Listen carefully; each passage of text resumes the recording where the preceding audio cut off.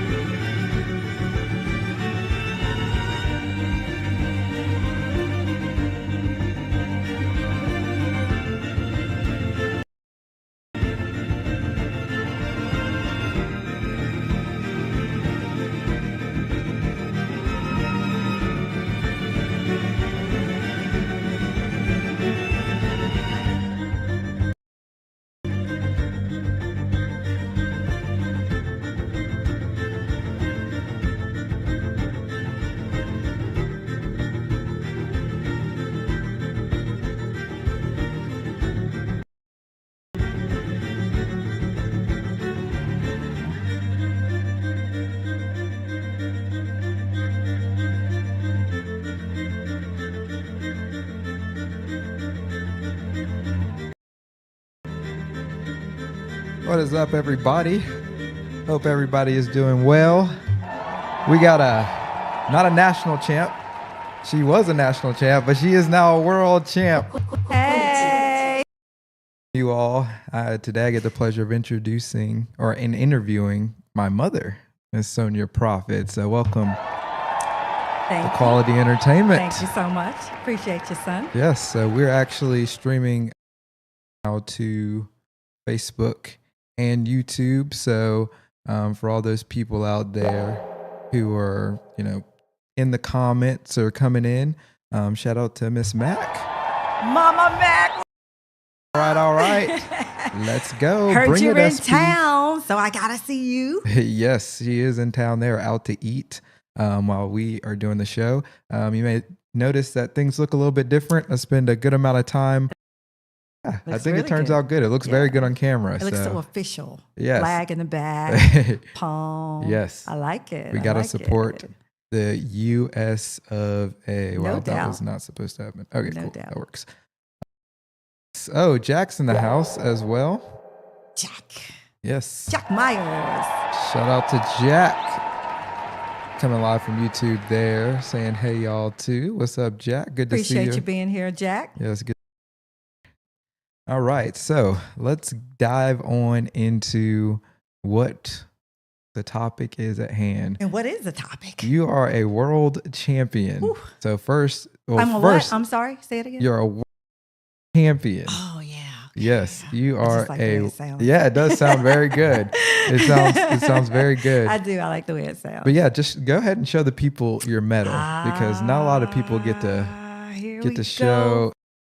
Look at that. Wait, put look at that. Here we there go. It is. There it is. Ooh, look at it. Mirror effect. Look at that. Yeah, look at that. Like it. Yes. Yes. And it's heavy too. It's heavy. I like it. Yeah, it's a solidly built piece of metal. It looks good. You know, the girth of the ribbon drip. Looks really good. Yep, you do have some drip indeed. I don't say drip. I'm actually too old to say drip. So, wow. No, I mean, I have a medal. Anybody can say drip. I'm kind of out of that phase of like keeping up with the slang and everything. Yeah, okay. It's actually funny because I never knew you kind of grew out of that. But once you start working, put your head down and you're just working. Your vernacular changes. Yeah, not only does your vernacular change, but then you're just not in those spaces where they're constantly keeping up and using those terms. Yeah, so you hear it on social. That's about it. Right. So yeah, it's super interesting.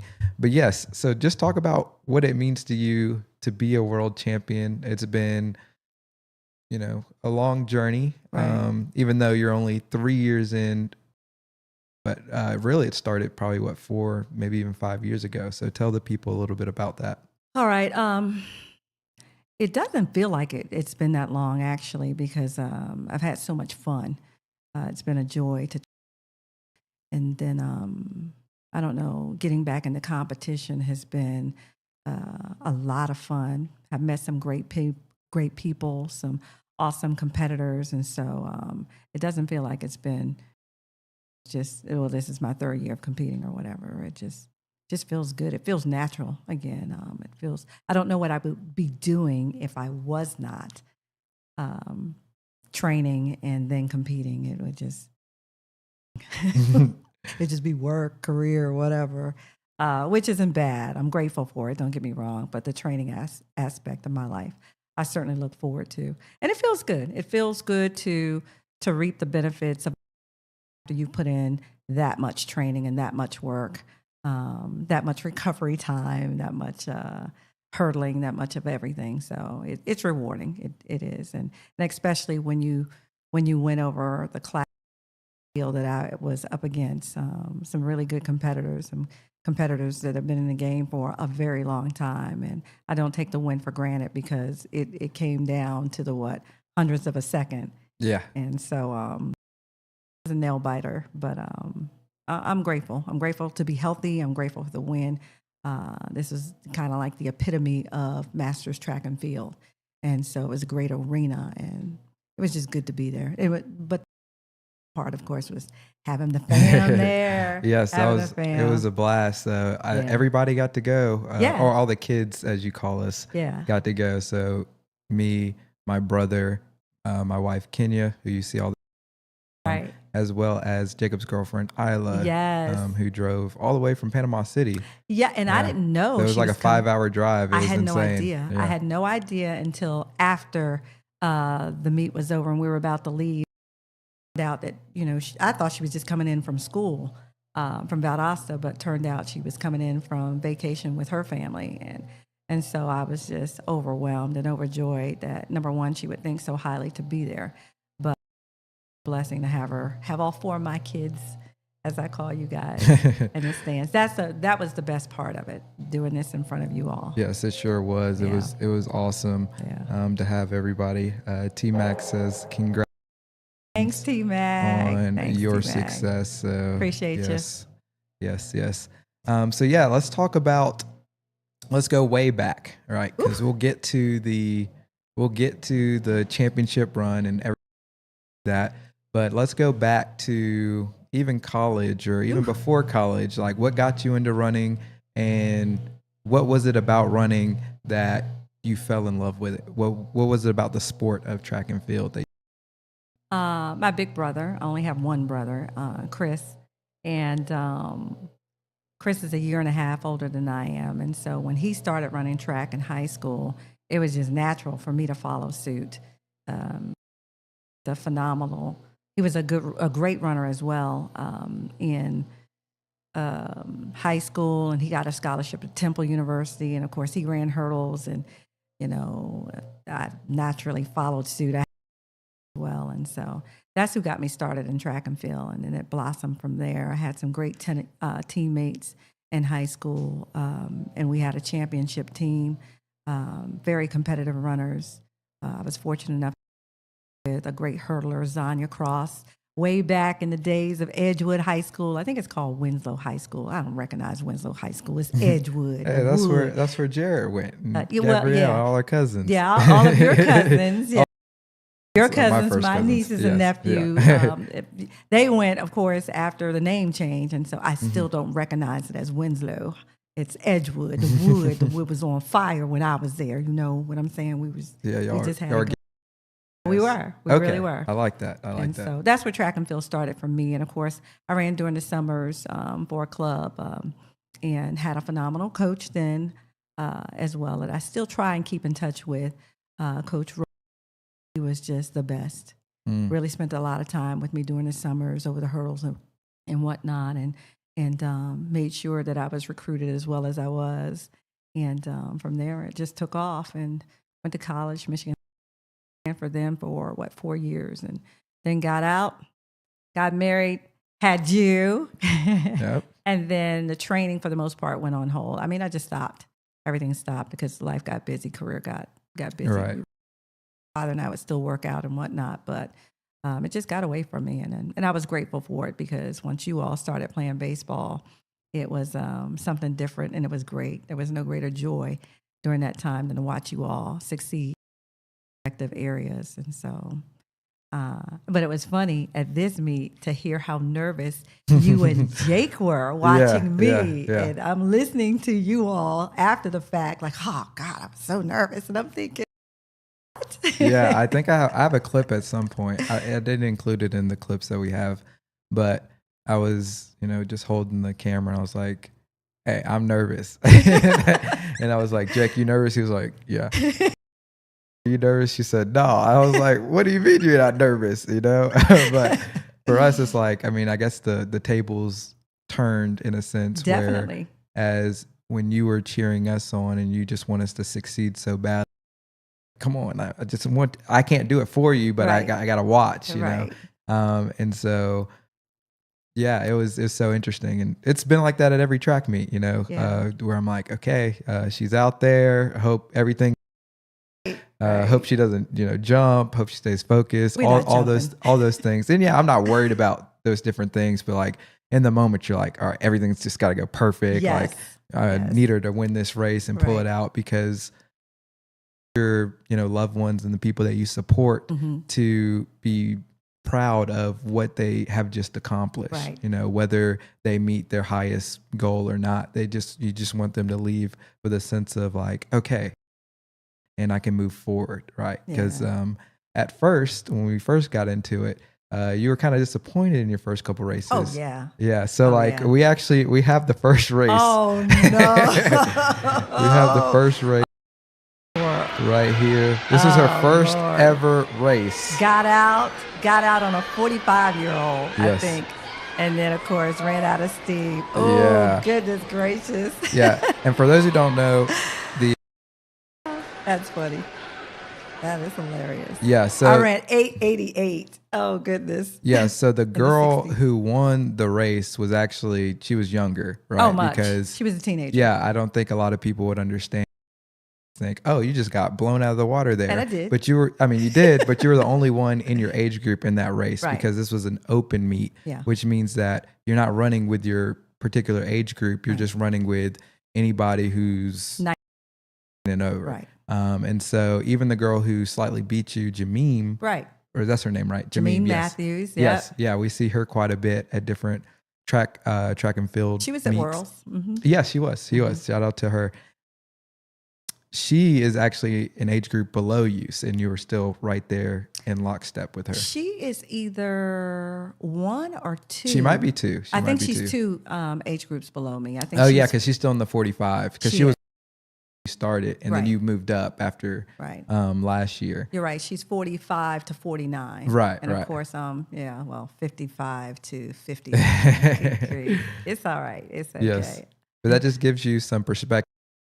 Yeah, that was kind of your starting point. Right. And you could see at the end, you're just like, no, that wasn't it. You know, we got to train. We got to do something. Yeah. What do you mean I'm getting tired in a 60 meters? That's crazy. That makes no sense. Right. So, to work after that, it was just like, all right, I got my feet wet, got my doors blown off. I don't care if they were younger. That means nothing to me.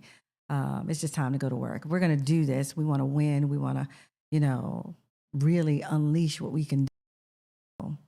We went to work. Yeah. And so that first season, so we're going to stay on that first season, a lot of just trying to figure out the flow of things and getting your bearings and getting used to running and racing again. So we have the second meet. So this was right afterwards. So that first meet you ran 8:88. Right. And I remember you were like, okay, that was just the first meet. That's a fluke. Yeah, and we're going to go and we're going to run faster. And so this is what happened. The way I wanted it to. Got out again. No, that was still the first one. Yeah, I was about to say, that looks familiar. Hold on. Yeah, that's a familiar loss. Yeah. That's a familiar loss. Yeah. Okay, I guess it's not working, but oh well. Anyway, the second meet you ran like 8:85, so you shaved 0.03 of a second off. Exactly. But not a lot. Disappointed, but during that time, I was helping more than I was coaching, or I was coaching more than I was actually training. Right. So I was around the track and doing whatever, and spending a little bit of time. I didn't have the gym that I have now. I didn't have my personal gym. I was still going and training with Chris Wilkins, an awesome trainer, personal trainer, who was at Totem, and he does his own work now. I call it the Chris Wilkins. Awesome personal trainer, very intelligent, knowledgeable. He can look at you and tell you, are you one-sided, or you whatever, or your gait is off, or, you're stronger doing this, that, or the other. And not only can tell you what you're doing wrong or what's wrong with you, the ability and the experience to tell you how to correct your imbalances and the exercises to strengthen you. So shout out to Chris. I still, get pointers from him, and then especially if Chris, I did this, that, or the other, or I don't feel this, that, or the other. And he always has a good plan for me. So, but yeah, during that time, I wasn't training as well as I needed to. I was barely training, but I'd go to track practice and I'm helping coaching, and Coach Ralph was like, "Hey, you gonna jump in there?" No, I don't feel like it. I'm tired. And so that was year one. Right. And I think we ended up out at, where were nationals? Yes, we drove all the way out to Louisville, Kentucky, and didn't do too bad in the 60. I thought I would do better, or run a faster time. But even still, I wasn't training like I should have. Right. Wasn't bad. I think we ended up, third at nationals my first year? Third in nationals, but that was just in the 60-meter dash. Right. So no hurdles yet. You didn't run hurdles in year one. So why did you make the decision not to run hurdles? No, that's kind of the reason, the event why you wanted to come back and run. I needed to learn how to run, first of all, and it was a lot harder to get my body acclimated to speed. And without speed, you're not getting over the hurdles. And so I just decided we got to get some speed in our system and be able to run fast before we'll even try to go over a hurdle. And that's not to say that I didn't fool around with them. I had some 24-inch hurdles that I would play, but I wasn't ready to race at all. At all. You said at all. No, it would have been ugly. It would have been really ugly. Yeah. Yeah. Yeah. And so we'll also talk about like just the mentality that you have to have when getting in the blocks, because about lining up and just running fast. But when you get to a certain level, especially, at the professional level, all those guys are really fast, They right? are. So it's about, the technical aspect of the race. I don't really think about the technical aspect of running. So gives, the everyday person a little bit of insight on the technicalities of how track and field, how people have to adapt those different to be great, especially when you get to a certain level where everybody's fast. Well, first of all, I'm not a pro, but there is an art form specifically to the 60 meters. Your block start has to be, you can't listen for the gun. You have to react to the gun. And then you don't want to come out of your drive phase too soon. You want to just drive as hard as possible and push as hard as possible to get you up to speed. Mistakes I made in year one, I didn't know the technical aspects of the 60. And training had changed so much. So I had to really educate myself and learn to be patient, get strong enough to push out of the blocks as hard as possible. So in year two and now in year three, I've learned to be a lot more patient out of the blocks. But there's a technical aspect to it. And then you've got to be strong enough to hold your top end speed all the way through the line, not to the line, but through the line. Right. So, craft, you've got to learn whatever race it is that you're running. And if you can, just get some good training partners, which I've been fortunate enough to have, especially this year. This is the best year, of course, by far. Got one of the best training partners. Shout out to Jada May Batten. Yes. Shout out to Jada. Jada May, I love you, girl. I love you, girl, who is doing a phenomenal job. We've been working for a few months now, and I'm proud to say that when she hit the blocks this season, she PR'd. I'd like to think it was due to some great coaching. Yes. She's highly skilled, though she is, and we got along.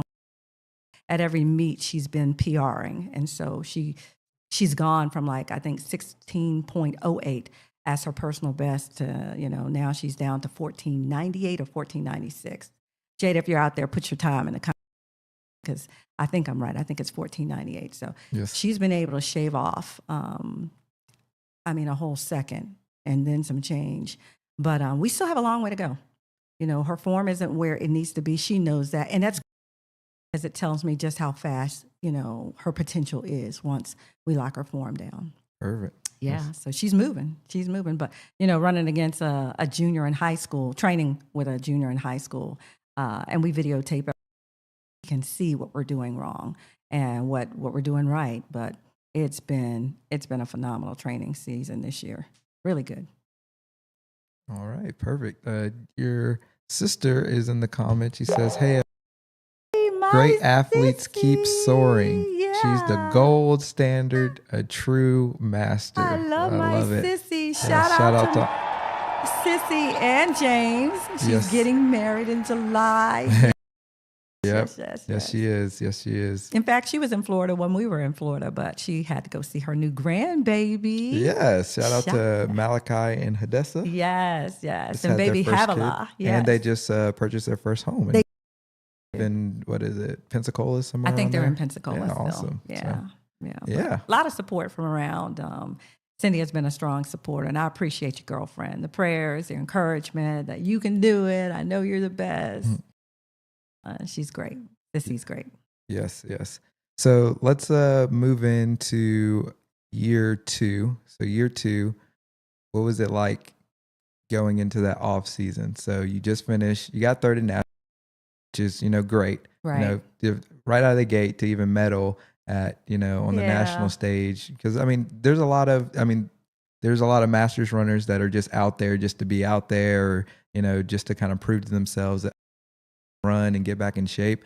But then there's a lot of, ex athletes or ex, track athletes that, take this serious, that got back into it, and they're warming up just like you would see warm up. Absolutely. And they take it very, very seriously, and they run very fast times and times that, could compete with, younger kids that high are schoolers in maturity trying to get to the professional schoolers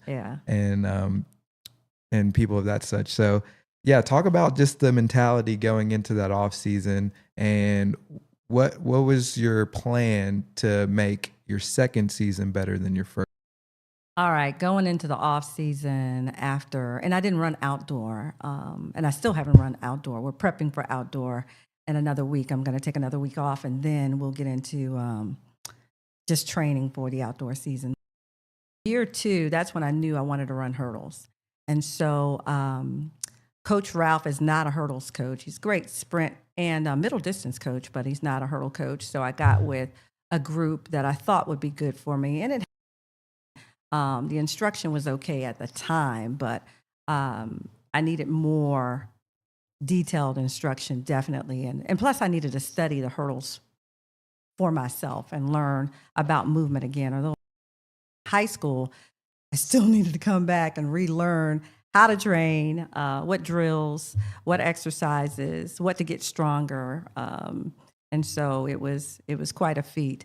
But in year 2, but year 1 of hurdles, I did very well. So I'm grateful for the couple of weeks that I trained with this group. But I, needed to move on to something more intense, and in the way of instruction, just a lot more heavier. And so I started to study the craft. And of course, that's when we built the gym. We were in the process of building the gym or whatever. And I got in some, so Legends is the name of my gym. And it's just, it's perfect for speed training. It's perfect for me in speed training. Let's put it that way.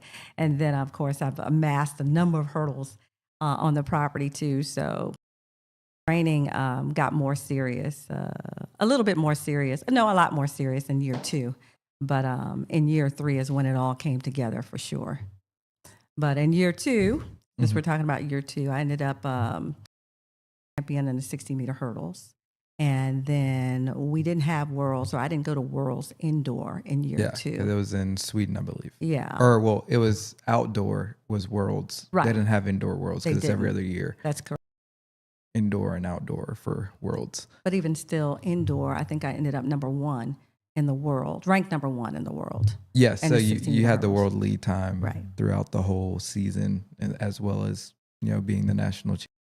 Rewarding to me. I like that. So, yeah. That's rewarding. It's just like, wow. I remember last year thinking, wow, that's the number 1 time in my age group in the world. Yeah. Okay. And I knew at that point in time that I could run way faster because I wasn't there yet. My form was still way off, which, enters to the technical training that I was not getting. And, I just had to really hone in and analyze and what I needed to do and just study some of the greats and get some expertise outside of Middle Georgia, let's say that. And it all came into in year 3, so it kind of worked out. But yeah, year 2 was good.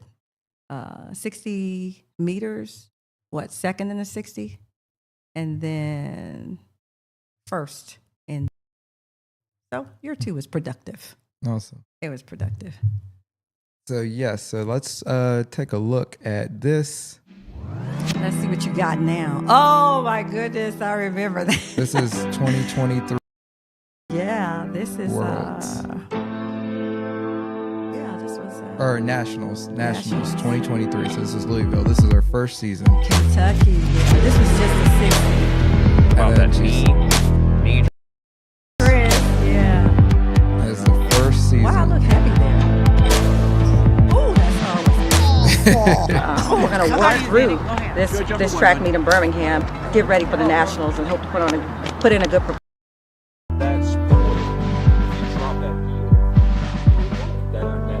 Just making sure she pushes out of both legs, out of the blocks, and not just relying on one leg.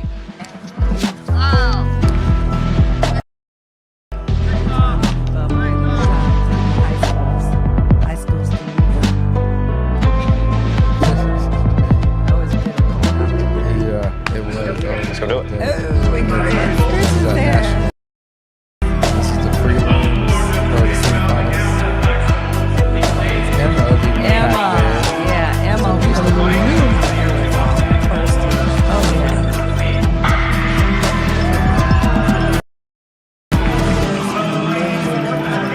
And this was the finals. Emma's out front, and you took third. Yep. And there's my crew. That was a good race. But still, I was disappointed.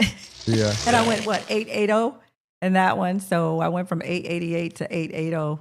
I was like, wow, you gotta be kidding. I knew then that something was disastrously wrong. Why aren't I getting much faster? Right. So, yeah, it's all good. Yeah. And so now we're all the way back at the, second season. Mm-hmm. Let me see if this pulled up. Let me see if I can get to that. All good. I remember second season. I think So we went to North Carolina. That's the one I had. Yeah. That I was trying to pull up. So we went to North Carolina. That was my second hurdle race. It was, your second hurdle race. You were like, oh, I got the #1 time in the world. That's cool. Gainesville. And then I was in Gainesville. Yeah, then a lady beat you, or she beat that time. She did. Right. And I forgot what she was, like from Finland or something like that. Yeah, I can't remember. And we got to go to North Carolina. I got to get my world lead back. And so, yeah, that was fun. That was quite a drive too, a great trip. And it was just the two of us. And it was just, I think we went up the day before the meet. Mm-hmm. And we were fortunate enough to get into that meet, and there were no other masters in that meet, as a matter of fact. And so they put me in a lane. They put me in a heat with some high school runners, but they set up my lane with my hurdle height, hurdle spacing. So, same 60 meters as everybody else, except, of course, I'm running 30 inches instead of 33s. And my spacing is 12 feet to the first hurdle and 7 in between. So, or 12 to the first hurdle and 7 meters in between. But it was great. It was great to have that much competition in a race and to take off with them, and like, I had nothing to lose. These are kids. Right. You ended up coming in second. I did. And then when after the race, I remember looking up at the clock and I'm thinking, come on, it's got to be much faster. That had to be way faster than what I think I'd run at that time, 9.93. That's when I went 9.76, and that was like, oh yes, I can do it. We're on it. Right. We're on it now. So, and then I never got back down to 9.76 that year. Yeah, that's that awesome. race, that time, and that was it. The Nationals, and we did a good thing there. So, year 2 was good. Yes. Year 2 was good. So after year 2, you go and now you're the national champion. What did that feel like? You're one of your national champion medal here? You told me to bring them all, and so I'm like, just okay, bring it all. You got to show them off. Right. Yeah. So show the people that one. This one is the gold medal from national here in the 60-meter hurdles.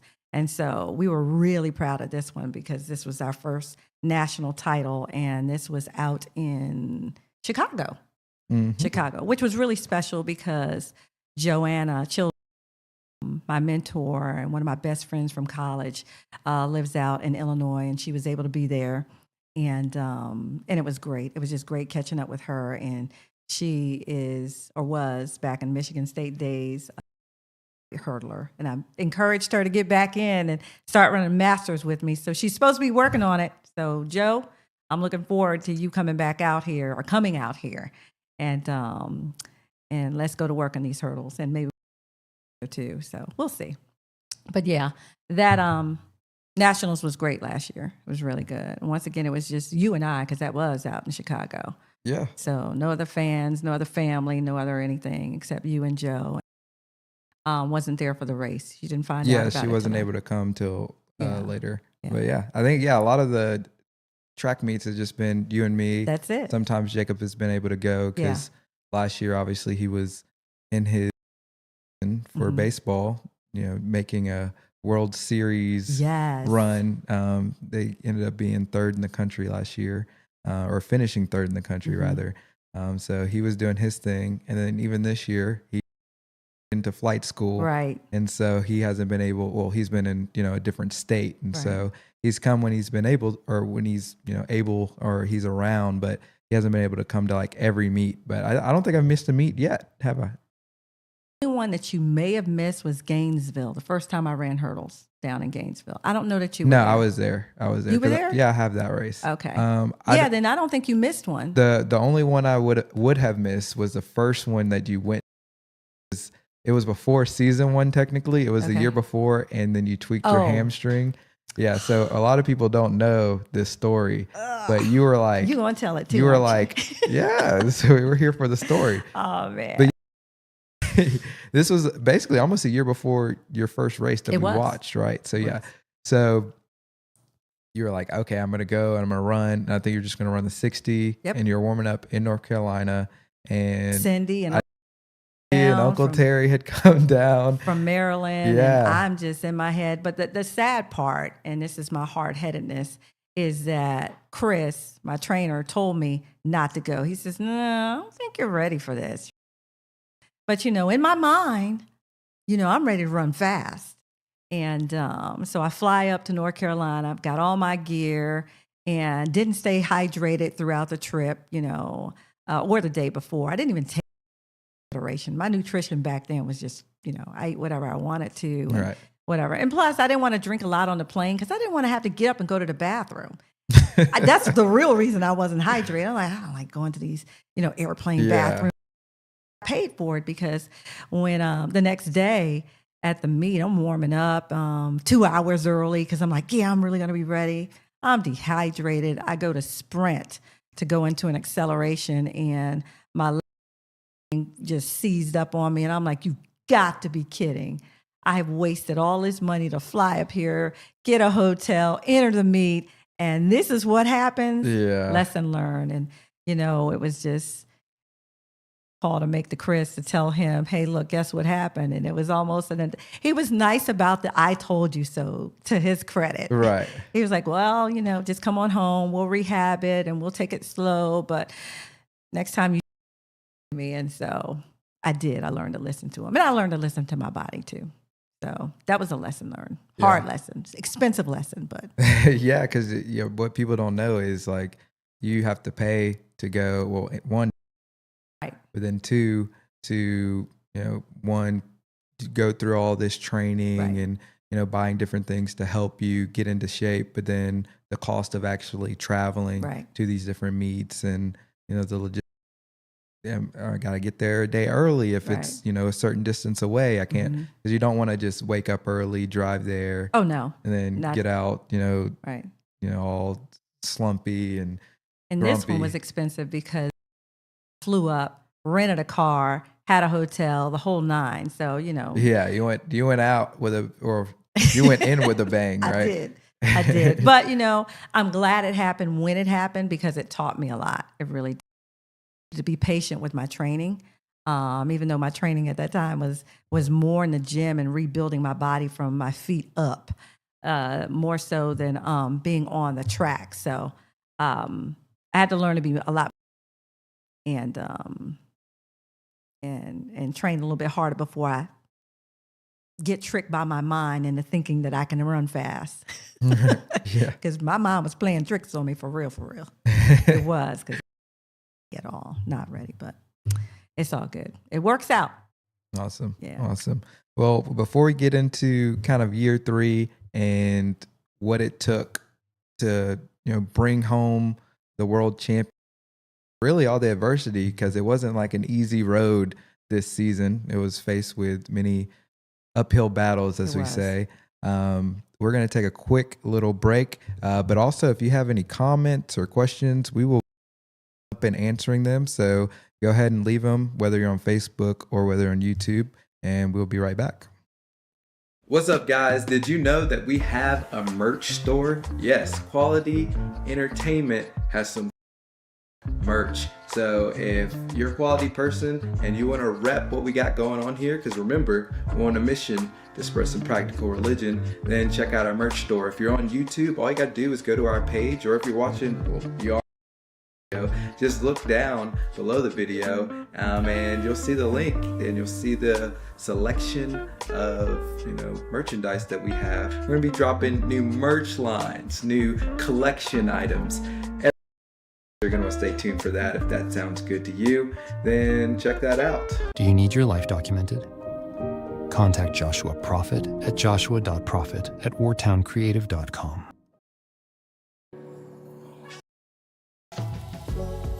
All my life I was looking for a sign.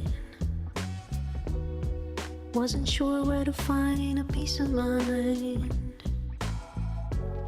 Sometimes you can needing time. Well, for you I'll be putting it all aside. With further ado,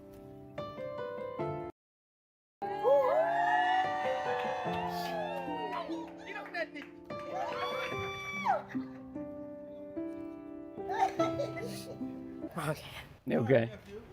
All right, wife.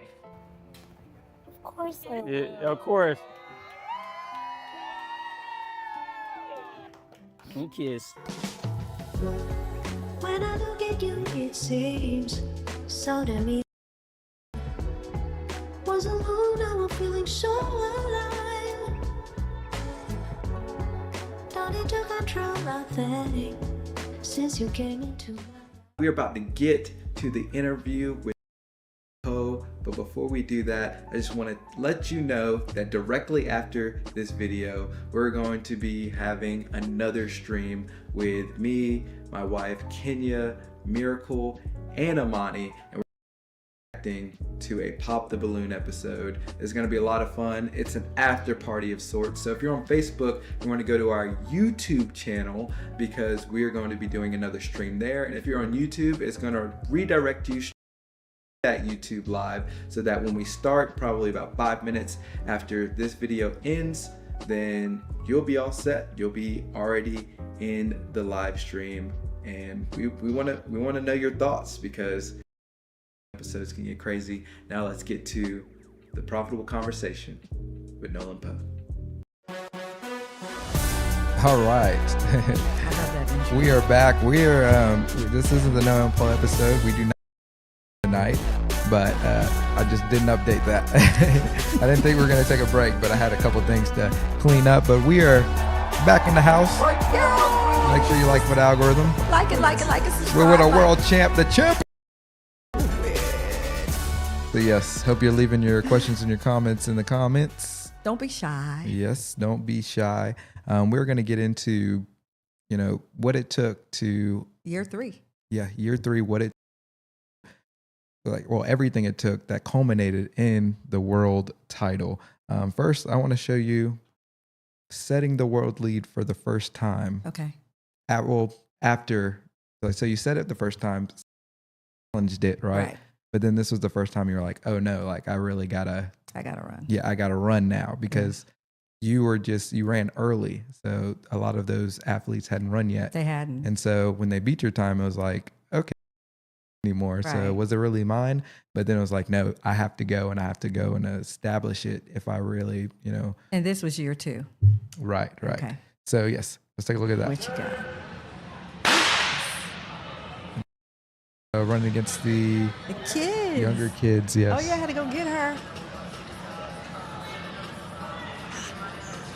Yeah, she pulled me through that one.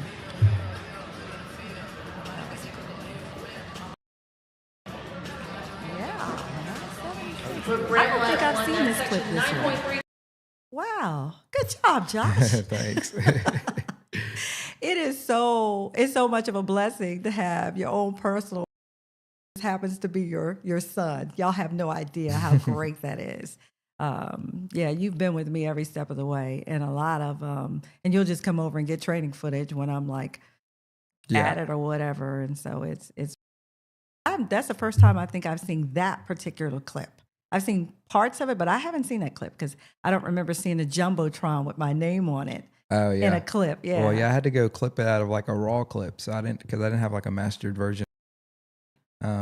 Yeah, interesting. I think I had another camera somewhere, like I did it with my phone, so maybe that's the one I gave to you. Right. But yeah, that was the first time you set the world lead. Yeah. It was 976, and that was after I went from the pan of the jumbotron and then went back to you. Okay. That you were like happy and smiling. Yeah. And normally you were just shaking your head. Right. Because usually after a race, I'm kind of like disappointed, like, oh, that fast or whatever. But in that one, I was anticipating the time to be much faster just because I was in that race with the kids. And I mean kids in the most respect. When you're 50 plus years of age and you're running against teenagers, they're kids. They're younger than my kids, so they're kids. But yeah, I was happy with that race. The form still wasn't what it should be. I was hurdles, but it just told me, hey, look, I'm on the right path, and I just need to get stronger and faster, and I'll be okay. All right, and then that immediately led into, all right, I think we can go and we can. What will they remember you for? Are you ready? Let it bounce. This was good. Yes. This is leading into year 3. I got the Push your national limits. championship now. And now this is, all right, now we're going to work. It's coming up this year. And I'm back with Coach Ralph, and he Set the is standard. helping me with I'm enjoying the process training in the program gym. that I put together. And Fast at 50. we were just, this was Coming early soon. in the season. Like, it was in November or December when you shot this. And Right, yeah. if I had run in December, I was ready to fly. Yeah, you I were was strong. I was fast. I mean, it had all come together. I had, at least a good 6 months in Legends in the gym. And I was I was lean. My body fat was down to like, I don't know, at the time, I think it was around 17%. My weight just lean, mean running machine ready to do it. I mean, it was great. Everything was great. And then. Yeah. So what happened after that? Wow. Well, our Aunt Rosa died, and I remember flying up to Delaware for the funeral, and I had been in heels the entire weekend, and high heels. And the only time I'm in heels really is when I'm at work. And even then, I'll take them off and let something to do in court or whatever, and I'll put on heels, but not as high as what I was wearing that weekend for that funeral. And then I came back and I went to practice that Sunday. I managed to get home Saturday and went right to practice, and I had to put on flats, of course, and my spikes and whatnot. And my arches were so relaxed. But I remember going over, in fact, Jada and I were we were racing from the blocks over the first 2 hurdles. No, first hurdle. And I felt something in my left arch that just didn't feel right, left arch and ankle. And I was like, okay, let me just shake this off. And instead did it again, and it felt a little strange. And then on the third one, I knew something was wrong. And so I told Coach Ralph, and he said, yeah, let's just call it quits for the day or whatever. And so after that was when I experiencing the pain from what was later diagnosed as tendonitis. And up to that point, I'd also been dealing with some pain in my shoulder, in my right shoulder. So now I've got this issue with my left foot as well as my right shoulder. And so I finally had to break down and go see a doctor. And I'm fortunate because I've developed a good relationship with Dr. Scott Malone of Middle Georgia Orthopedic, the best when it comes to sports rehab. And so text him, say, hey, look, I'm having this problem. He said, well, call the front office. We'll get you right on in. And they did. And so took some x-rays and took a look at my ankle.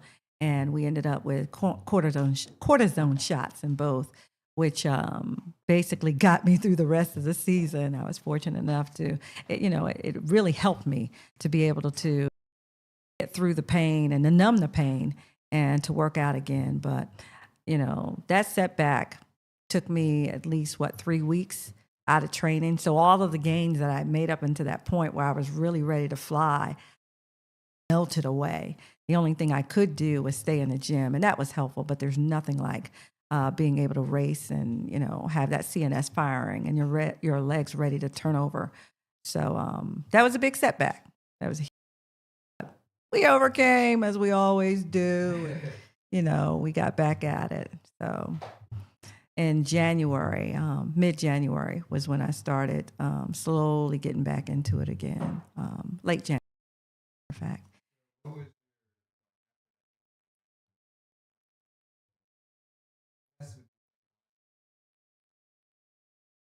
Oh, that's my mic wasn't on. All right. So what was that like psychologically, especially for an athlete?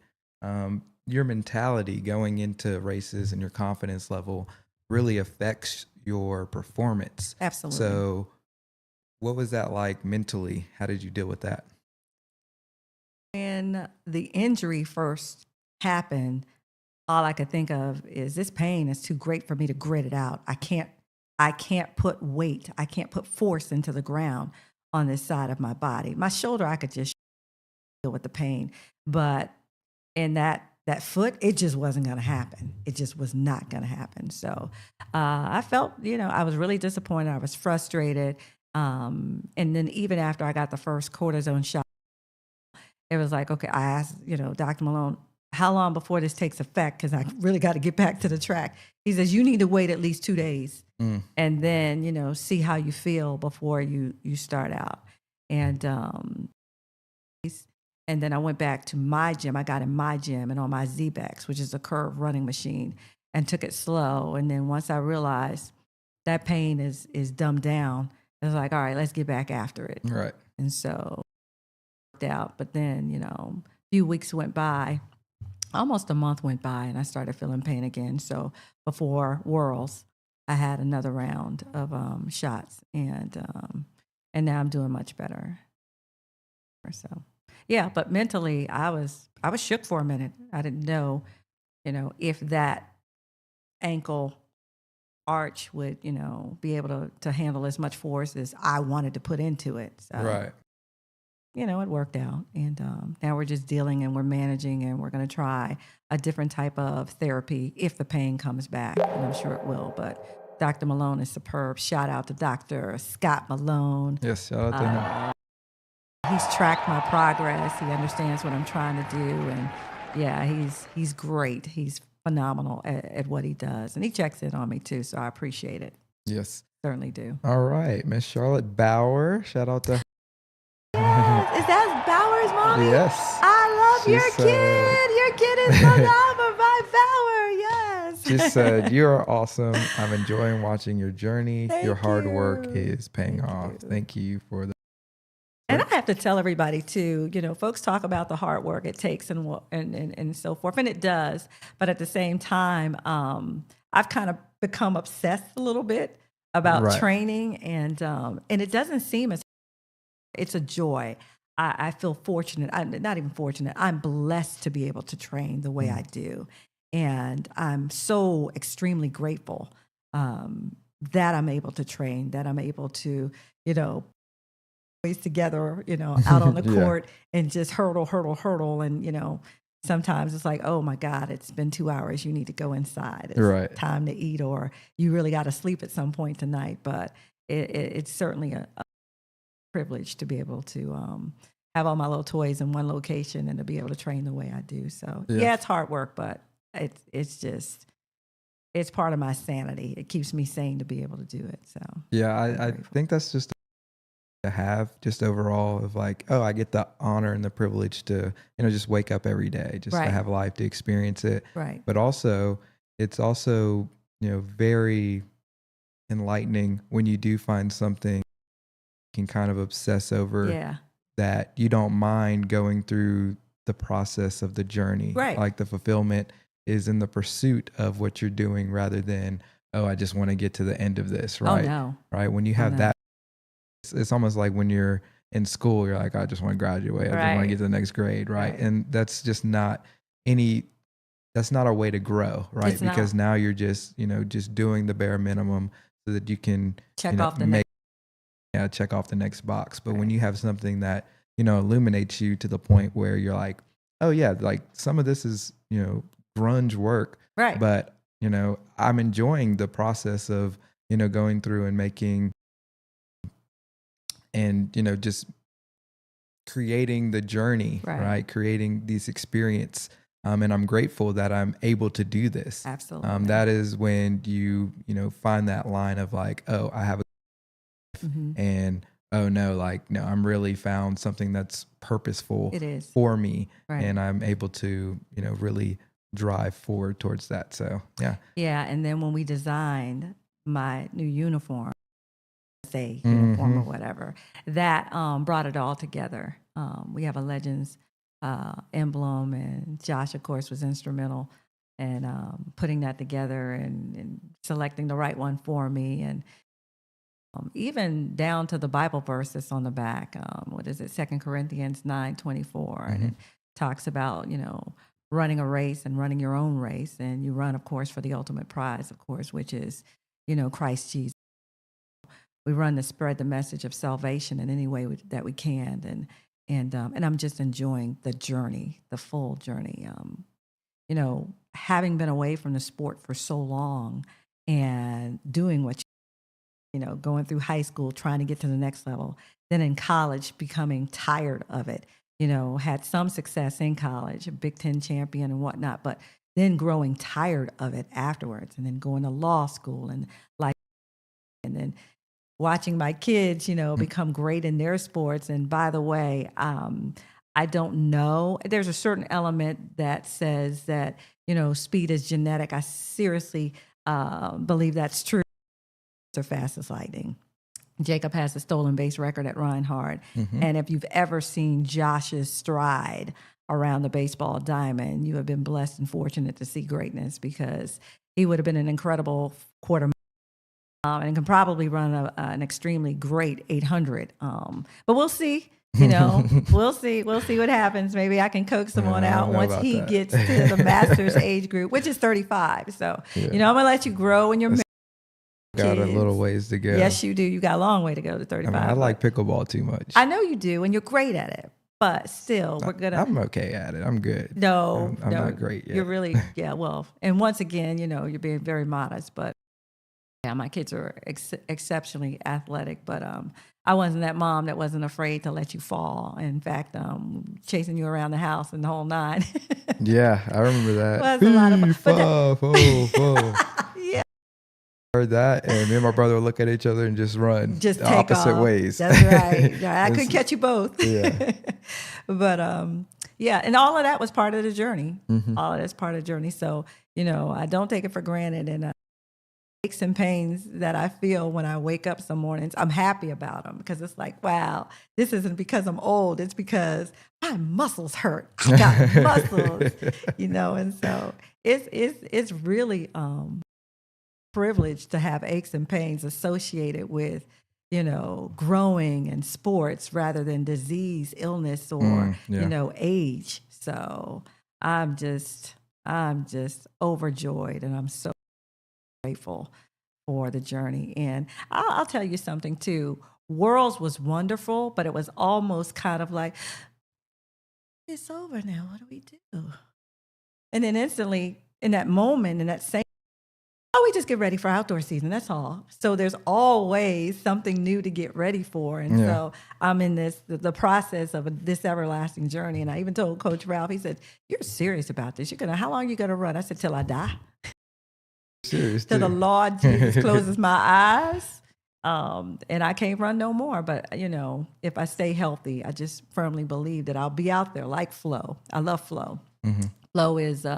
she's incredible. She is I think she's 96, I believe. I think she is. And she's a world champion. And it's amazing for you that you all out there that don't follow Masters track and field. You should, because there are women and men that 80s and 90s that are doing it. I mean, they get around. They don't even get around. They run, they compete. And they carry that same competitive edge and mentality, and they train. I mean, she pole vaults. You got to see this woman pole vault. She hurdles. And I mean, she literally is 90 plus years of age, but the sport is growing. At this world championship, there were over 3,700 athletes from 97 or 98 different countries. Wow, I didn't know that. Oh, yeah. That's awesome. Oh, yeah. And, great competitors like Emma and, of course, Andrea Collier, who is another hurdler. She took second. And they're coming up on my side, too. I'm like, oh, geez, I got company. Yeah. I got company. But she is a wonderful individual, an amazing competitor.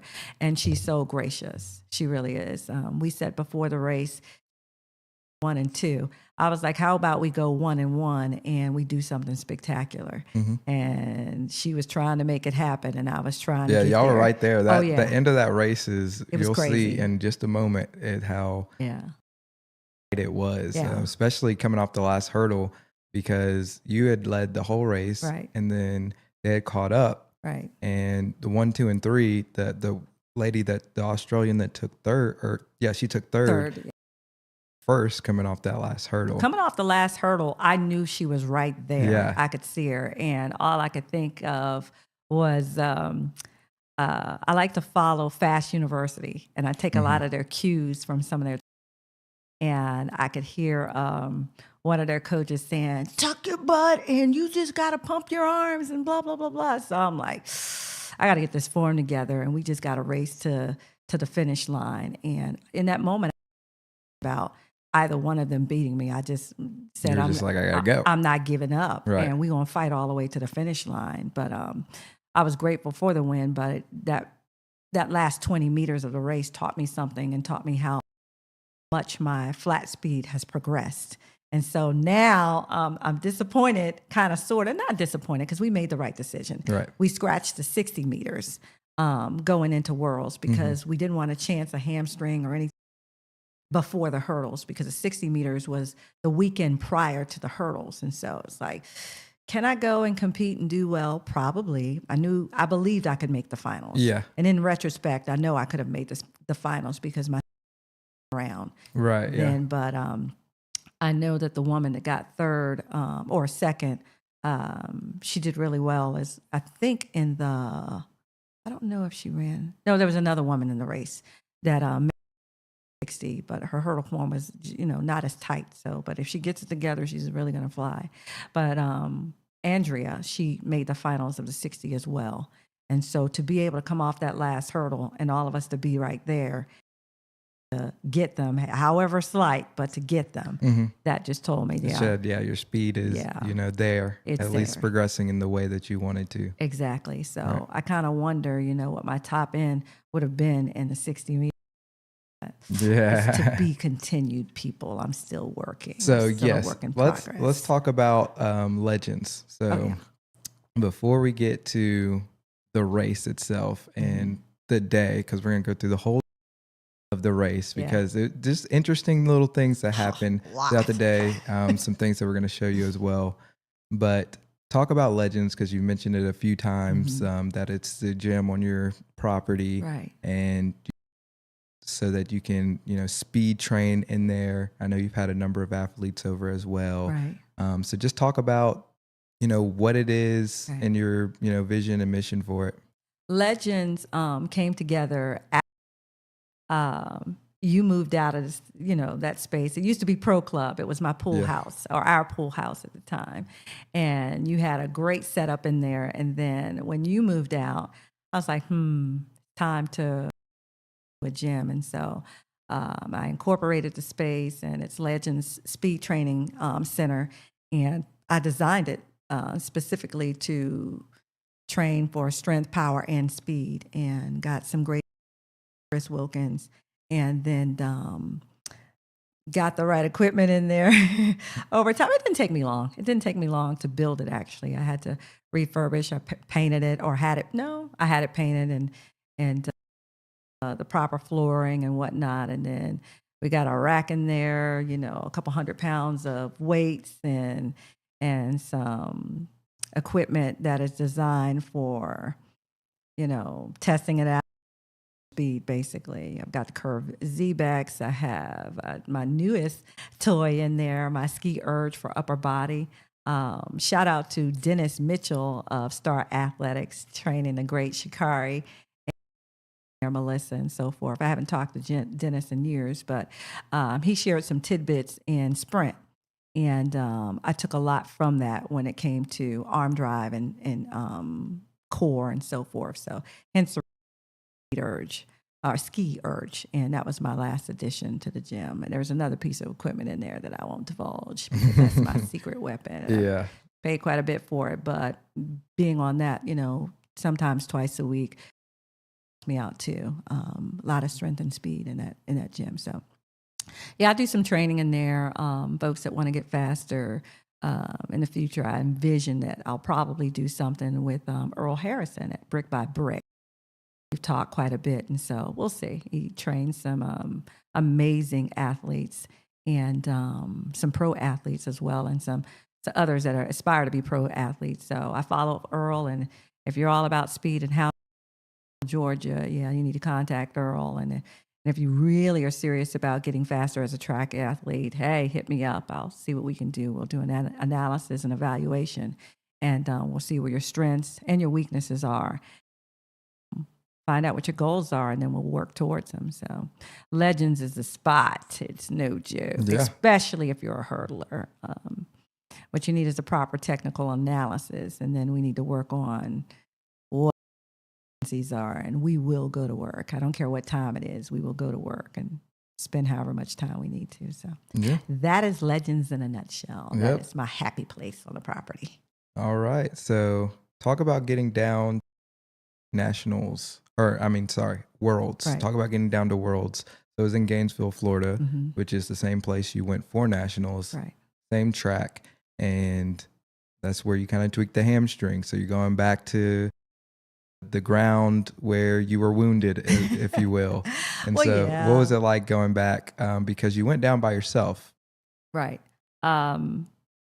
Tweaking my hamstring at nationals in the 60 meter that hurt. It did, but I felt a cramp in it or whatever. I thought it was a slight pull or whatever, and maybe it was. It wasn't a tear, certainly. And the amazing part was the drive phase in that race was so, block start, the drive phase was so on it that I set a PR, you know, although I had to shut it down 40 meters into the race because I felt the tweak. So that's another reason why when I went down for Worlds, I was confident. I'm like, come on, girl. And you're shutting it down 40 meters into the race, you certainly are ready to run the hurdles. And so the drive down, I enjoyed the drive down to Gainesville. You know, it's hard on my legs or whatever because my legs feel like they're just molding to the seat. But I learned to stop, and I stopped in Valdosta, and I stopped somewhere else too. But I enjoyed the drive down and got down there, had a really good shakeout, and ended up training with or shaking out with this guy from Costa Rica. I mean, down there at Worlds, everybody is just so friendly. Don't get me wrong, they're competitive, but they're so friendly. So this guy from Costa Rica, he was like, oh, I'll start for you if you want me to. I was like, cool. So got out the blocks, and he was like, oh, you're fast. And so I did the same for him and called a few block starts for him, but it was just that good. And so that night, of course, I took my recovery boots. I took everything with me and got my recovery boots, took a long shower, fueled up really well. Next day it was go time. And then Jacob came in from St. Augustine. So he ended up staying with me. And so Jacob's my calm times because he's so quiet. Yeah, he is.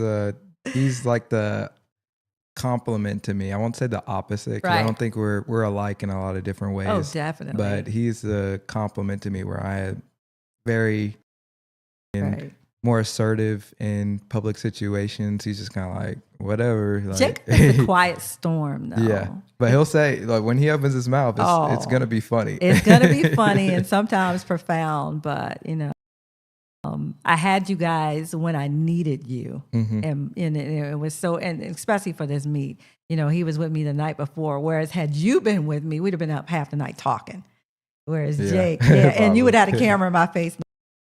That's not necessarily what I needed the night before. So Jake was there, and he was calm, and hey, look, you're gonna do this, and that's all it took from him. And then I get to the track, and you're like, yeah, that's all you need. Wise words. Especially from him, because he's a man of few words, but when he does talk, he's profound. But then the next morning, of course, you and Kenya were there, and then it was go time. And so we got it together and made it happen. But that morning it was just raining. Didn't it rain on? No, it didn't rain for the trials or the semis. It wasn't rain. It was kind of sprinkling outside. Overcast. It was kind of raining on and off, like if you went outside, but it wasn't like storming yet. Right. So for the semis, I was able to go down with everybody else, all the other competitors, to the warm-up track. And we actually got a chance to go over hurdles and out of blocks and so forth. So I knew my body was ready to run because I warmed up properly. And Andrea was down there as well. And so all it took was I just did my normal warm-up, one pass, I think 2 passes. Well, the first pass out of the blocks was over the first hurdle, and I put the second one down, and then the second pass was over 2 hurdles, and I'm like, oh yeah, we ready to go. I'm gonna call it a day. And Andrew's like, oh yeah, I'm ready. And so I was ready. Yeah. And at that point, Andrea had already run the hurdles as part of the pentathlon, and I saw that she PR'd. She went 981, and I was like, shoot, it's quick. She ready to go. Yeah, that's quick. She has gone, so I gotta be ready. So, in the semis, she was in the second heat. I was in the first heat, and so I was able to get a strong start and to win the heat and put going into the finals. So right, and talk about that time 980, which is it's not your fastest time, right. And I remember you came back and you're like, and you did this, I was like, yeah, because it looked like you got out good, but it didn't look like you were. I had seen you run faster and be more explosive in practice and different drills and stuff. So I was like it looked. You won the heat, right? But I was like, you gotta go for the final. Exactly. I said you better go because I think I even looked at Kenya and I was like, she's got to run faster than that. Yeah, and she was, and she just had that little nervous like.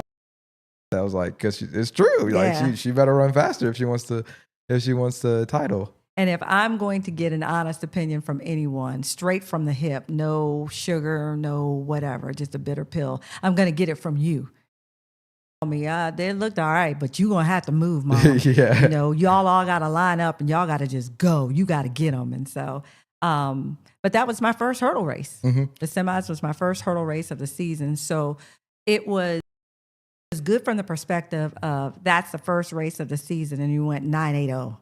You know what I mean? And, you started out way faster than you started out the second season, the season before, I should say, with a 993. So I knew we were ready to do something good. And so I knew I would only get faster, hopefully, for the finals. And then the bottom fell out of the skies and it just rained and it poured and no one could go down to the warm-up track and we couldn't get to the hurdles. No one could. So we were all at the same disadvantage. No one could warm up properly, but there was a parking deck where I went to warm up and you came with me, and that was special because it was indeed a quiet storm. That warm up was a quiet storm. Yeah, and great. We actually have some clips of that warm up.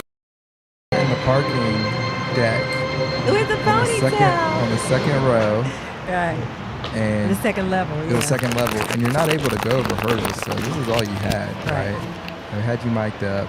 We don't have any shots from the camera that I'm holding there, but you see, I'm just documenting the whole thing. Right. And we are putting together a comprehensive documentary. So after you do some more media, we'll get some more clips and stuff. And you see, like you're just running, down I'm kind the of going driveway. I'm kind of going up an up ramp there, and Right. I'm so happy that I left my mini banana hurdle in my car. And usually if I'm going to practice or something, I take my own hurdles, or sometimes I take the 24-inch ones, the 18-inch ones, or whatever. But I'm like, oh no, I'm going down the worlds. I don't need all that stuff. I'll just car. And I'm so grateful, because that's what it took for me to warm up. As long as I had something that I could go over and get my feet down as quick as possible, I knew I would be ready to run fast. So from a mental, physical standpoint, I knew what it would take to get me warmed up. And so I was just enough. Yeah. And you're just kind of getting in your zone. And talk about the music you played, because you started off, you're blaring gospel music. And mind you, like this parking deck, and she gets out her little Beats pill, and she's blaring gospel music, and there's people driving by, there's some people going to their car, and you're just kind of in the corner, got your bananas, spread out and lined up. You got this packing blanket spread out so you can, do your stretching and, just get in the zone and everything. So you went from gospel music, then music. And so talk about like, what is the process what does that process look like for you to get in the zone? It depends. It depends on how I'm feeling. Tune in. I always have to dial in. And I think all of the athletes that are really competitive, they have to find the niche that dials them in. And for me, I love Vivaldi, I love Bach and Beethoven, of course, and Crux, and from the classical eras. But the gospel always does it for me to get centered and, get up for it. You put, Ty Tribbett on, or something upbeat, or even something mellow, depending on what it is. If it's truly Christ-centered, then I can just lock in. It's like, all right, we just got to run to Jesus, and we got to beat everybody else there. And it's funny, too, because at the race, I'm looking down the hurdles, and at the finish line on the wall, the wall is padded, and it says Jimmy Carnes track or whatever, but it says Jimmy Carnes, and the J is cursive. The whole writing Jimmy Carnes is in cursive. And so as I'm barreling down, looking down at the wall, I'm like, yeah, that J is for Jesus, and I got to beat everybody else there. He ain't got but too many slots open. My slot. I'm going to Jesus. So that was my focus on the line. But getting into the zone was, the music, it calms me down, but it also hypes me up. And so, yeah, you may get something on a different day, but it's always going to be, and it's always going to be classical of some form. That's just what works for me. Jazz doesn't do it for me. And heavy metal just doesn't do it for me. But yeah, you give me some gospel and you give me classical, I can get there. I love it. What you got next? And the Prophet says, heck yeah. And she also says, new set is sick, and so is the new title. Yes. So he's doing it big. Doing it big. Can you Mac? Trying to make it Prophet? trying to make it look good. Doing great things here, kid. Doing great things. Appreciate it. All right. So talk about, you've headed back in, you're in the call room, you're going out, and you line up into the blocks. Right. Because I cut this out of the race. Okay. There are 3 false, not 1, not even 2, because sometimes all right, 2 people jump, fine, let's go. And then there was a 3rd false start, right? And then somebody finally gets eliminated after that. Canada does in lane 2. Yes. So, and people false start, and how does that throw off the race, and what do you have to do to make sure that you stay focused in that moment? You don't concern yourself with anybody else on the track. You don't. You know what your start feels like, and each time, as far as I'm concerned, is just a practice. Now I must admit, after the second one, I was a little perturbed, and after the 3rd one, I don't think anyone caught this. You would have to have been behind and behind the track in order to see what I did. I was like, come on, because I was just fed up. And so they finally put Canada out because she jumped twice. And then someone out in lane 8, I think, 7 or 8 jumped as well. False start. And in the Masters, they do give you 1 false start, which is nice because in the pros and in high school, it's they don't over give with. you. Yeah, it's over with. So I've conditioned myself not to false start. It can happen, but it shouldn't happen because that's not. But I just tuned out everybody, and I knew that I needed to get out hard. I wasn't tenuous. I wasn't like, oh, I got to sit back and wait now, false start. I didn't care anything about that because I hadn't false started. So I knew get out like normal, but not like normal. I got to get out harder than I've ever gotten out before because, these ladies on either side of me got wheels. They've already demonstrated it to me. And so I got to at least get them to the first 2 hurdles. And after that, they got it. So that's just how it went. Yeah. So after those 3 false starts, this is what happened. All right, come on. Come on, Mom. Let's go. Come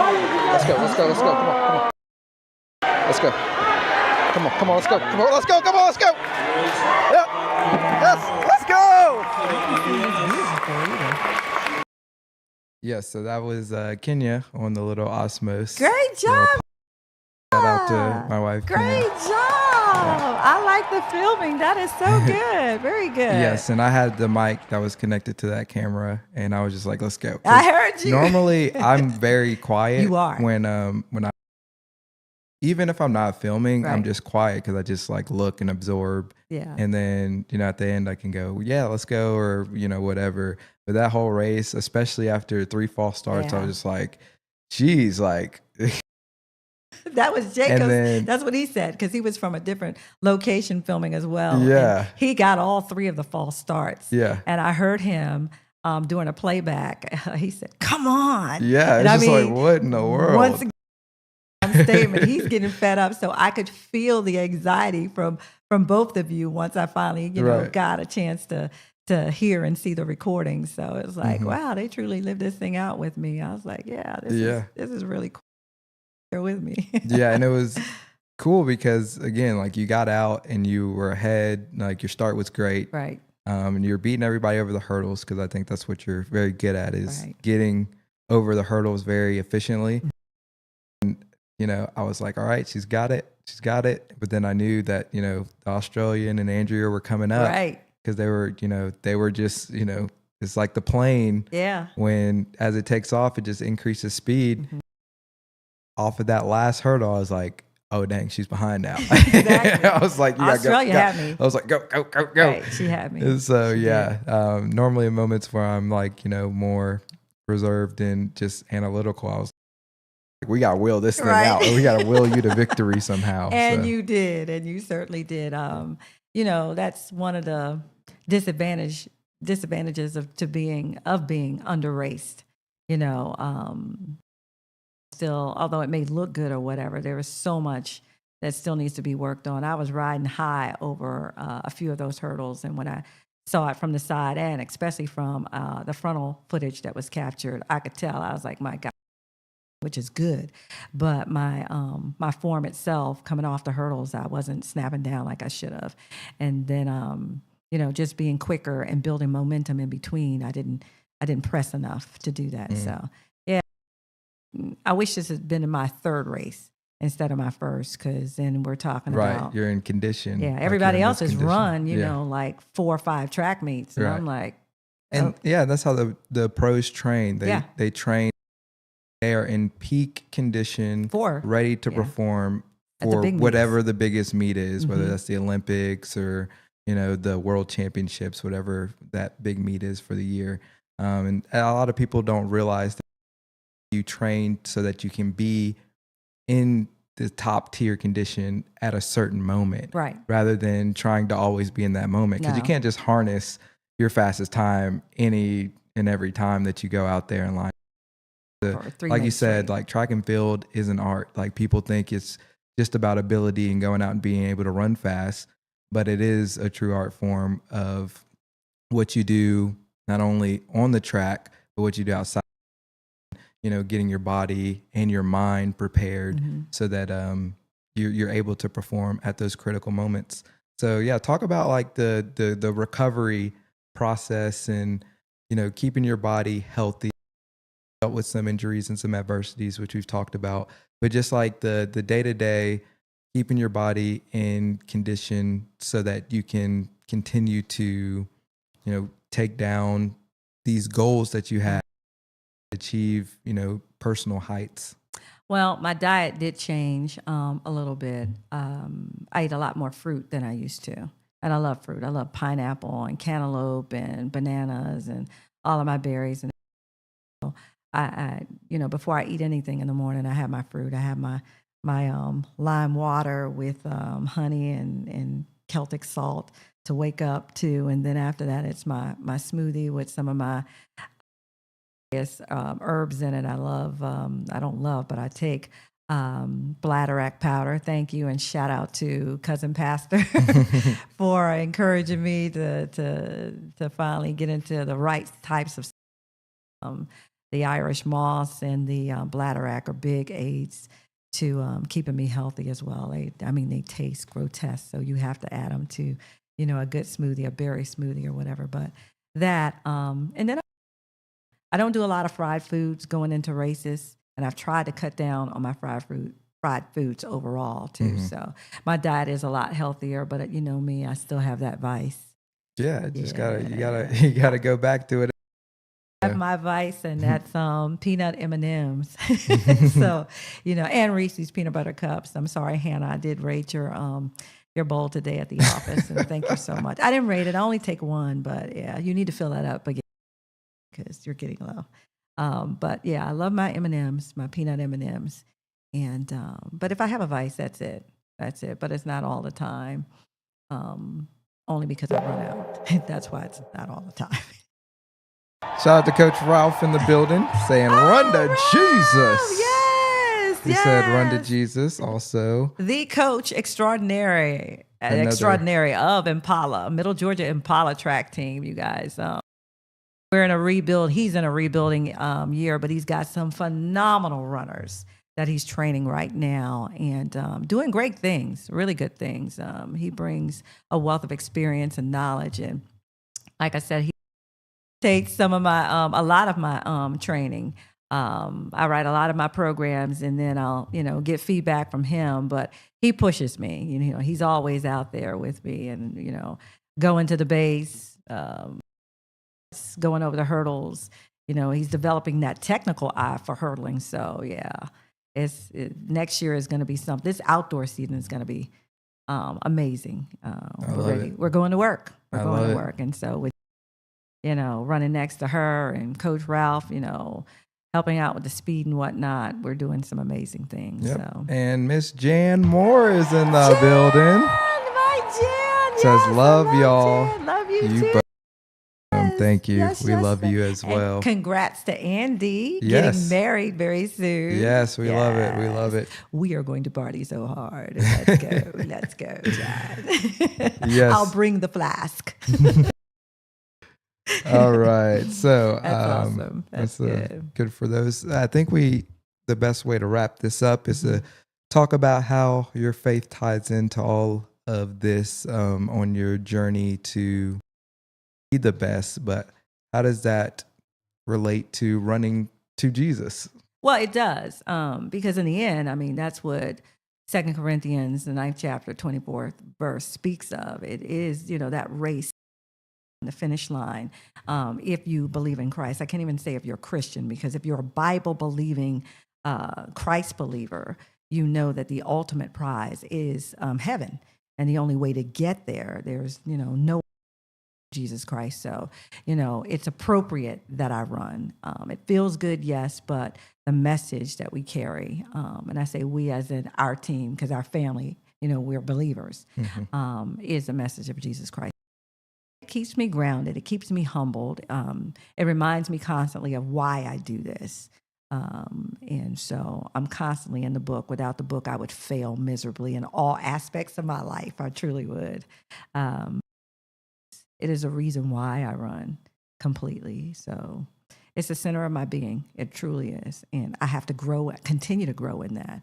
But it's life-giving. To be able to run that fast, focus on one sole purpose is amazing. And even on the line, like I said, I had to steady my nerves and to center and to just get so obsessed with the finish line, but not the line, but beyond, which is in itself a message, if you will. Right. Beyond the line, what is there? Well, it was that J, and what did that J and Jimmy Carnes represent to me? That J didn't represent Jimmy; it represented Jesus. So I was really running beyond the line, and that purpose and that goal was Jesus. So yeah, you got to be grounded in your faith, and if you're not a believer in Christ Jesus, then I hate to tell you, but you're on the wrong path and you're in the wrong lane. So you got to get that right. And so the more I run, the more I talk, the more I study, I become more committed.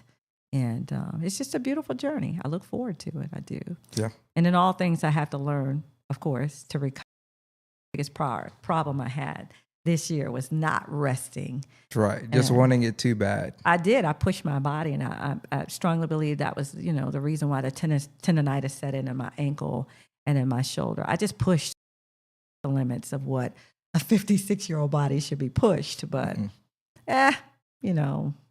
we just keep moving, but moving smarter in the next season. So stay tuned. There's so much more to come. What would you say to, people who, want to accomplish a goal or get back out there, but they're afraid that maybe they're putting limitations on themselves based on them not being, fit enough or, what have you, whether it's going back to the gym or, doing X, Y, or Z? What would you say to those people? Get off the couch. Get off the couch. Push the plate away and get off. It's as simple as that. I mean, you've got to get your mind adjusted to it and, just tell your body, we're going to get up and we're just going to walk today. We may just walk to the mailbox if that's all you can do, but you got to get up and you have to start to move in decent shape. I would, advise you go see a doctor first, tell them what you want to do, that you want to start working out again and making sure you're healthy enough to actually start going to the gym. But you don't just start running.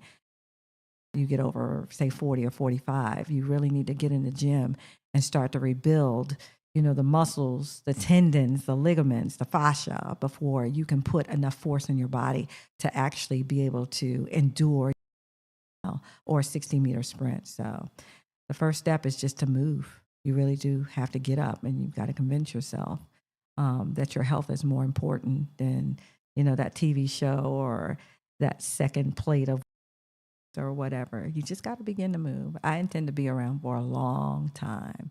I'm going to see my grandbabies run because they are going to give me a runner. And I want to see my great-grands. And so, if God says the same, I have to stay healthy because I don't want to be pushed around in a wheelchair. I don't want to, have aches and pains associated with illness or disease. So I have to do my part. And my part is just work and running at a high level. I love it.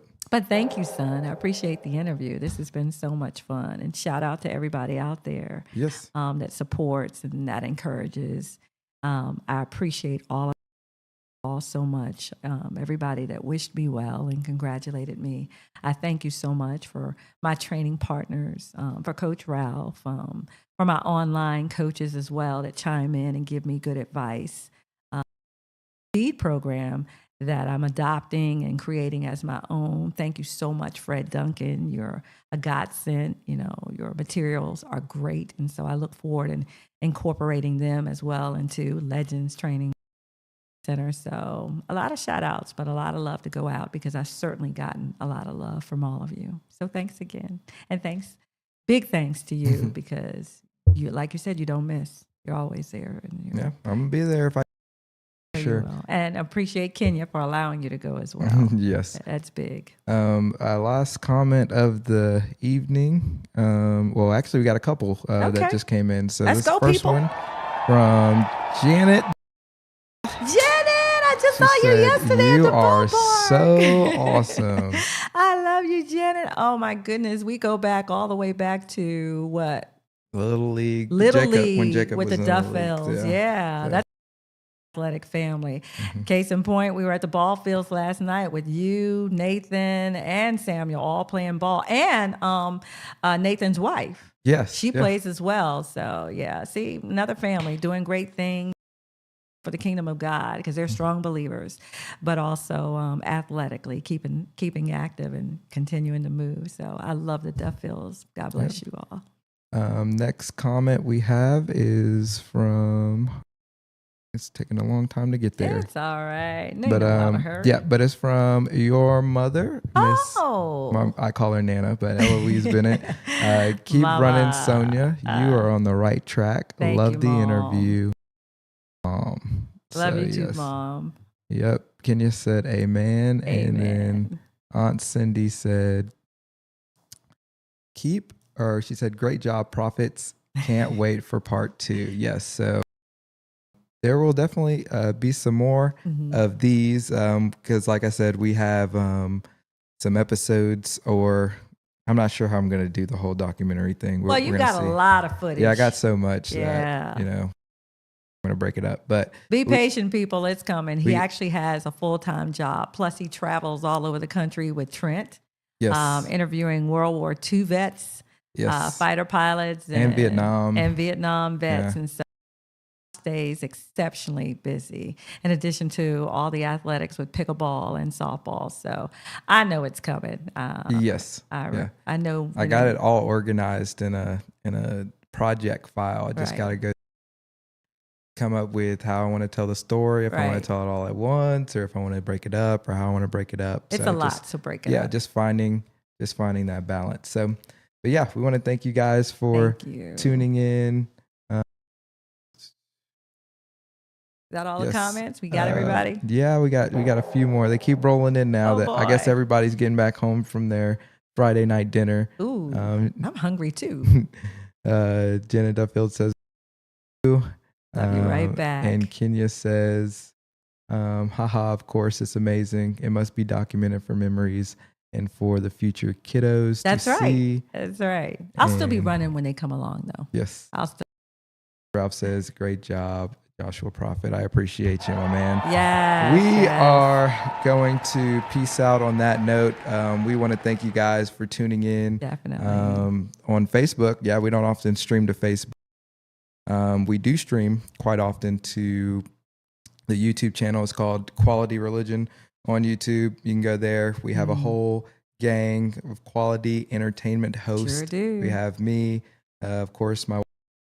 We have Alan, who is the fiance of Miracle. Yes. Who's been a long time friend of mine, goes back to high school and youth group and growing up. That's right. And then we also recently added Amani, who's just a fire for the Lord. Love Amani. She's always going to give you some. She shoots straight from the hip too. Yeah, but she's very entertaining. So. She is, and I'm so proud of Amani because she is so forgiving. You know what I mean? She came into the kingdom and she's not judgmental at all. She's doing a great work. I love her energy. I mean, all of you have great energy, but it's really nice to see Amani blossom out the way she has. Yes, it has. Yeah, and take on the mantle, the way she has. Wow. Yeah, it's been quality incredible. Entertainment is growing and doing great things. We just passed 1,060 subscribers, and we're outside 1,070. So awesome. We're keeping on going up. This is from Soil and Sunshine on YouTube. I'm not sure who that is, but said, "Hey Sonja, it's Sonja, your old hairstylist. Congratulations! Oh wow, so proud of you. Yes, okay, I love her. shout out. Yes. So much. Yes, shout out so to much. her. I hope it looks good. Trying to keep it up. The ends, don't check the ends. They need to be clipped, but it's okay. So where was she your hairstylist at? Oh, Miss Sonja, this was been years ago. Here in Warner Robins, though. Okay, gotcha. Here in Warner Robins, too. She's awesome. Awesome. Well, we caught up on all of the comments. We want to thank you guys for tuning in. Thank you. And remember, until the next, remember to always be blessed. Yes. Peace.